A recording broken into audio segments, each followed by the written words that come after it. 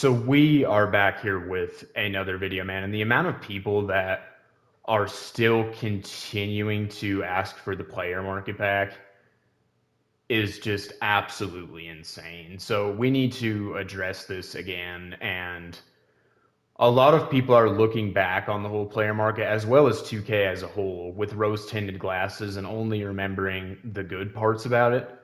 But there was so much bad with the player market, man. And we're going to talk about that today. And we are going to kind of shut down some of these arguments that people are giving in favor of the player market. Because if you actually think about how the player market was, these arguments make zero sense.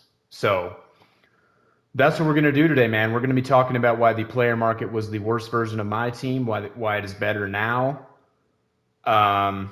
And yeah, I mean, that's just a big issue with my team as a whole, right? People looking back at the game with roasting and glasses. Yes, the game used to be better. But still, like, I mean, we need to just kind of move on after a while. You know what I'm saying? Like, it's never going to be how it was. You just got to accept that after a while. And yeah, so anyway, I understand reminiscing a little bit, reminiscing on the good times. But there's a difference between that and then continuing to harp on what's so bad about the game now and why every single aspect was better and doing nothing but talking about the old games. Because to me, that comes off as like that guy that you know that only talks about his time on the football field in high school because that was when he was at his best. And at a certain point, we need to just move on and either accept this game for what it is or go play something else. But anyway, that's a whole different separate argument. Today we're going to address the player market and we're going to address like two or three things that nobody is talking about that were absolutely horrible when it comes to the player market. So yeah, if we have the player market, right, the equivalent day one was we had a set with amethysts, rubies, sapphires, emeralds, and golds. And there was an amethyst Scottie Pippen and an amethyst D Rose, which we can say that amethyst Scottie Pippen would have been John Morant, amethyst D Rose is Candace Parker, right? And then amethyst T Mac was the lock in. Yes, I realize that it was only $70 to lock in for amethyst T Mac. And if you wanted to pull Kawhi Leonard, you would probably have to spend more than $70. So I get I get that argument, but it's a very shallow argument that comes from people that aren't thinking the whole situation through. First of all, if you lock in for Amethyst T-Mac, that MT's gone forever. Whereas if you either save up the MT, get the MT from opening up packs, whatever the case may be, maybe it's a combination of both, you can get Kawhi Leonard, and then you can sell him the next week and get like Giannis, or the next week, and then you can get like Curry or whoever you want. You know, you can continue to change out your team if you want. That's all eliminated with that whole lock-in system because that's the card that everybody wanted was T-Mac, right? I mean, let's just be honest with ourselves. Plus, a card like Kawhi on day one was like 600 or 700K. Now he's well over a million. So you were actually making MT if you bought Kawhi day one and then sold him back. Where that MT, if you're looking for T-Mac, is completely gone forever. And also, if you buy one of the cards that's not the lock in, excuse me, like Scottie Pippen or Derrick Rose, you're spending like 100K MT, however much it was. And then if you go to sell them back, you're getting like 30K or 40K, or you're not even getting half of the MT back that you spent on that card. So then you're going to have to grind back up again to get another good card if you want to do the thing where you want to, because everyone wants to switch out your team. You know, you don't want to be stuck with the same cards. Cards get outdated eventually. No one's taking that into account. And second of all, everyone's, you know, talking about how, oh, there was no gambling and just everyone's complaining about the whole gambling thing with how it is. And the thing that people forget is T-Mac was pullable in the packs, right? So if you opened up packs, you could pull T-Mac without having to lock in the entire set. So there was a huge incentive to open up packs. And everybody did open up packs, contrary to popular belief, including myself. So that is another thing that people are not taking into account. There was definitely an incentive to open up packs. So gambling was still in the game in 2K24, even at the beginning of the year. We're only talking about the beginning of the year here. I'm not even going to address the whole post All-Star break thing because that was objectively the worst it's ever been. But I would think that 2K24 as a whole was the worst it's ever been, but no, because everyone's looking back at it with rose-tinted glasses, as I said before. So those are two very important aspects that no one is taking into account. And a lot of people that are arguing these points are people that say, oh, I can't just spend $50 or $100 every week to get the card that I want anymore. Yes, on paper, that may be true, but with how the game is now, the biggest complaints, right, are accessibility for cards, and that the game sucks for no money spent. Which the game really doesn't suck for no money spent, but no one's grinding breakout and no one's playing the game, and they're just going off of other people's opinions is what is happening. It actually is really good for no money spent, and if you don't believe me, go and watch my video that I just posted for my best budget cards. There's a lot of affordable cards that are very, very good. But anyway, that's the whole argument, right? And that argument makes zero sense because with how the game is now, everyone's complaining that, oh, it's not accessible for no money spent. Oh, it's not, whatever. And then we're going to go ahead and argue that, okay, the game would be better for people that spend 50 to 100, that specific subset of the community. It'd be better for them. And then we're just going to say F you to all the people that like to snipe, to all the people that are no money spent, it just doesn't make any sense, dude. It doesn't. So the complaint about accessibility, there's these certain subsets, specifically no money spent with how the game is this year. We complain about the game that isn't accessible for no money spent, but then if the system was like how it was with the player market, and then okay, it's better for the people that spend $50 to $100 every week, whatever. But then the accessibility for people who like the auction house is gone. The accessible for no money spent is gone because you have to spend 50 to $70 every week to get the cards that you want. Whereas with how the game is now, you don't. You can resell your cards at the same price or even sometimes a profit, like we already talked about.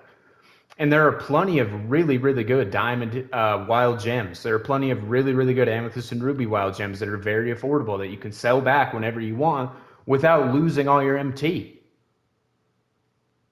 And that's without even mentioning that if you go and play 2K24, you actually go and actively play it, the amount of MT you're getting per game is like, it takes hours to even get 10 or 20K. And it's not like that this year at all. I know the cards are more expensive, but still, every time that you buy a card, you're losing. You need to treat cards as an investment. That's how you have success in this game. Yes, I realize the player market might be better for a certain subset of the community, but with how the game is now, it's better for more subsets of the community.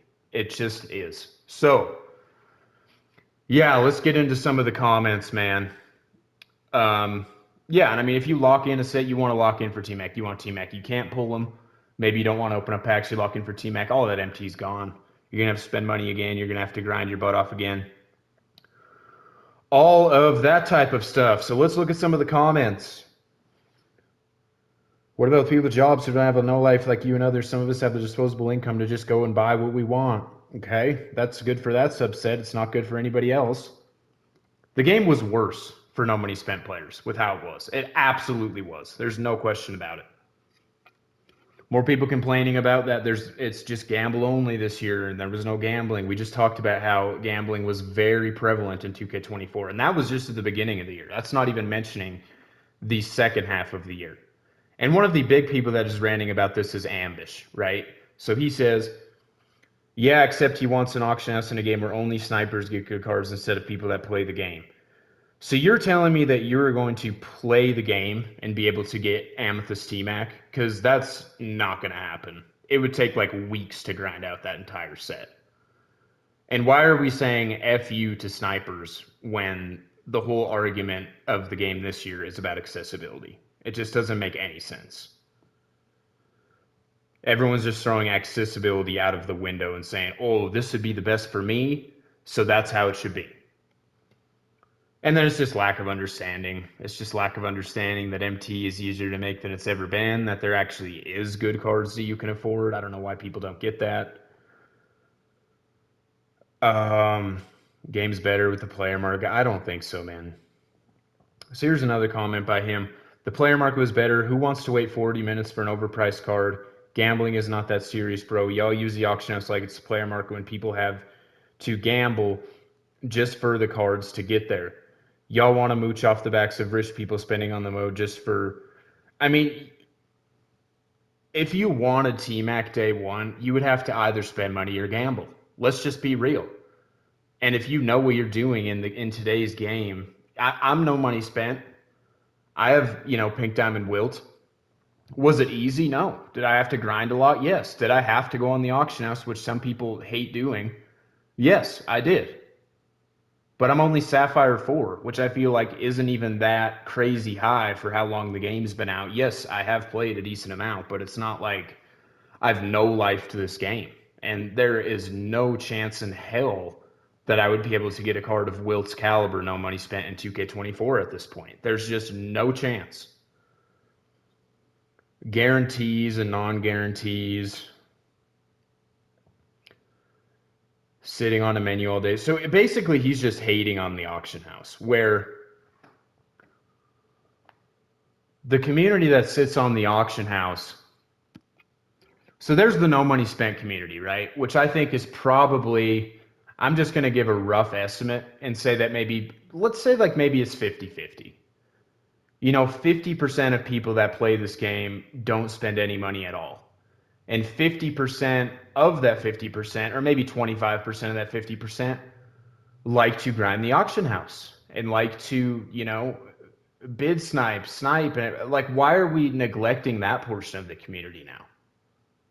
If we have the player market back, like I've already said like 3 or 4 times now, we're neglecting no money spent, and we're also neglecting auction house grinders. So the only people that would be left are the whales and then the people that are willing to spend money on this game. No money spent is just completely eliminated with the player market because of the loss of value and because of, it's just, it doesn't make any sense, man. Everyone's talking about how you need to spend countless hours and days on this game to get cards. You're telling me that you didn't in 2K24? Like, you absolutely did if you wanted to get the top cards. Like, I don't know why everybody's acting like you could just go and there was certain cards that you could just go and buy. I recognize that. But it just the auction house is full of cards average players can't obtain. At least with the player market, you could buy the cards that you wanted. It's not like you could get every card that you wanted. And it's never going to be like that. If you think that my team's ever going to be like that, you need to wake up. There's no way that you're ever going to get every card in the game or every card that you ever want. And it was not like that with the player market at all. People complaining about bids. I understand that complaint because bidding on cards is a little bit annoying, and the auction house is annoying how it is with the whole pending thing and everything, but it's just those two aspects that we talked about. Everyone is forgetting about those two aspects, and it's just, man, the player market was so bad. I got off the game so quick. I tried to play the game with how the player market was. I did, man.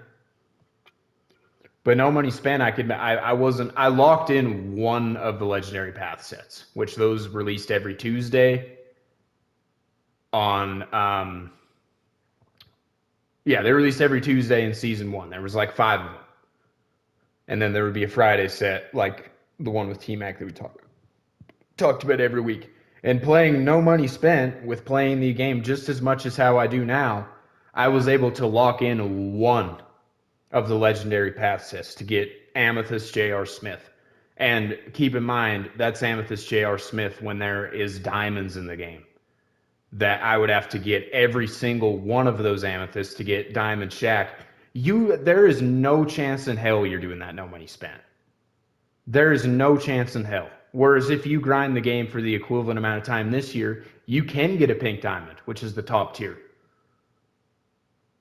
Plus, you can sell it back and get all your MT back. Whereas with the player market, if you get Diamond Shack, all that MT's gone. All of those hundreds of thousands of MT are just gone forever. So can we please just wake up? Please. The player market sucked. The game is better the way that it is now. Take off the rose tinted glasses and chill out. Hope that you guys enjoyed the video. Leave a like on the video, man. Subscribe to the channel if you're new. And I will see you guys in the next video. So I had to edit this part in too because I didn't even talk about this. But when we are talking about consumables with how the player market was, yes, I realize franchise and historic franchise, like none of that stuff has any value. But badges as well, especially badges, have value on the auction house right now. And if you got one from just playing the game, you would have to either apply it to your player or just quick sell it. So instead of getting 6 or 7K for your free on-ball menace that you get from Breakout, you're getting 250 MT. So that's a major L. Coaches have value. If you got a good coach, which I did pull a really high tier coach in NBA 2K24, and I was forced to quick sell it.